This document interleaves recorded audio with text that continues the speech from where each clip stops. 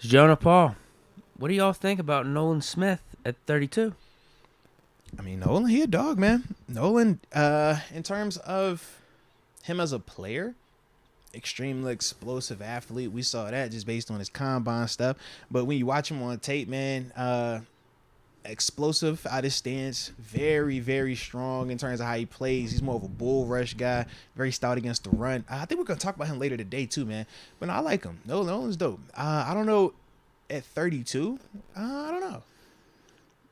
I think his stock's getting him up there. His stock is the combine definitely gave him a major boost. Definitely did. But it just depends on, I guess, what you're looking for. I think he's a good player. I don't know if I love him at 32 per se, though. Like, really good against the run. Physical as heck when he's rushing the passer. Like I said, I like his game. I do, though. I definitely do. I see some people questioning whether or not he can be moved to off ball. I understand why they're questioning that.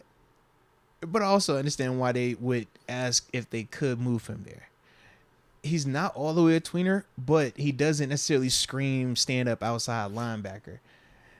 I don't know if he's fluid enough to play off ball like at the NFL. You know what I mean? Unless you're putting him as like a sandbacker and you're just essentially saying you're walked up outside leverage on tight ends, hands on them, but your everything is first to the flat, or you're going to carry it 10 to 12 and the safety is going to take over. If that's what you're asking him to do, then yeah, but that's more 4-3.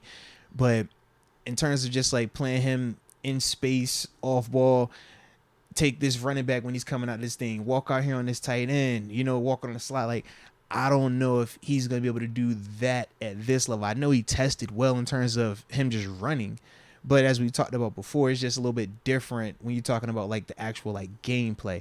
But when I watch him, I like him a lot. But it was one of those things that I was even questioning like how fluid he is as a pass rusher.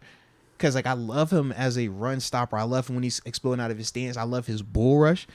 But because he isn't this large mammoth of a man, you're going to have some issues at times bull rushing these type of tackles. So what's your counter? What else can you do? And that was some of the questions that I had about him a little bit. That's why when you said 32, I'm just kind of like, I like a lot of his game, but I don't know if I love it to that extent. It's almost like the Anthony Richardson conversation. Yeah. You see a like, ceiling. He has a ton of like intangibles, but there's a lot of ton question of stuff marks that he checks. Yeah. But then it's like, if I move him all ball, how are his eyes? Is that gonna slow him down because he's thinking too much? That's not worth a first round pick. Yeah, like I don't want to take that chance, because if I draft you at 32, I need you to come out there and play. I don't want to be having to teach you how to play linebacker, teach you how to see coverage, teach you when the tight end goes underneath and that running back goes out there.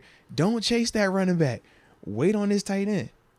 Like, when they both go to the flat, how are you playing that? Like, I don't want to have to teach him that. I want him to already know that, or at least have a general understanding. Yeah, and why that's different from Richardson is Richardson actually has played quarterback. Right. Or you're talking about, hey, are we switching this dude to off ball? We don't Nolan even know has if he can never play the played position. that, right? Nolan was just hand on the ground or standing up, but he was always going forward rushing.